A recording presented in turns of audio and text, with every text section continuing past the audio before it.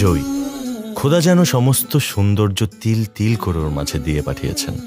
তাই ভালোবেসে জয়কে আমি তিলোত্তমা ডাকি। আমি এখন চোখ বন্ধ করলেই জয়কে দেখতে পাই।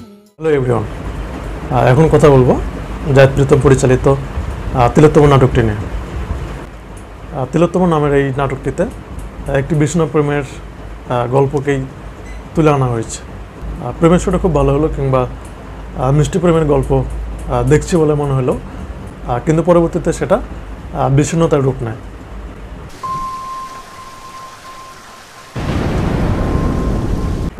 বিষণ্ণতার কারণ চারপাশে থাকা মানুষের চাপাকে প্রাধান্য দেওয়ার ফলে নাকি সম্পর্কে থাকা একে অপরের মান অভিমান, বিশ্বাস অবিশ্বাসের ফলে নাকি প্রকৃতির হাত আছে।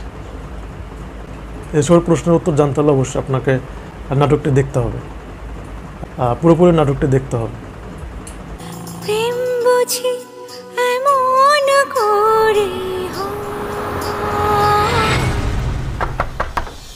নাটকটা 8-10টা প্রেমের গল্পের মতো নয়, বরং এক ভিন্ন ধর্মের প্রেমের গল্প এখানে তুলে ধরা হয়েছে, যা এক কথায় অসাধারণ। এখন আসে অভিনয়ের কথা। যে যার জায়গা থেকে সেটাই দিয়েছে, আলাদাভাবে একজনের কথা না বললে নয়। ওকে, গল্পে থাকা নায়ক আবু হুরায়রা তানভীর, তার যে অভিনয়, এই অভিনয়টাকে আসলে কখনো অভিনয় মনে হয় না, রিয়েলিস্টিক মনে হয়েছে।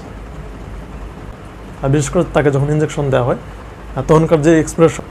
এছাড়াও নাটকটিতে রোমান্টিক গানের লিরিক্স এবং ক্যামেরার কারিশমা, যা আপনাকে আলাদা ভালো লাগা এনে দেবে। সব মিলে নাটকটা আমার কাছে খুব ভালো লেগেছে।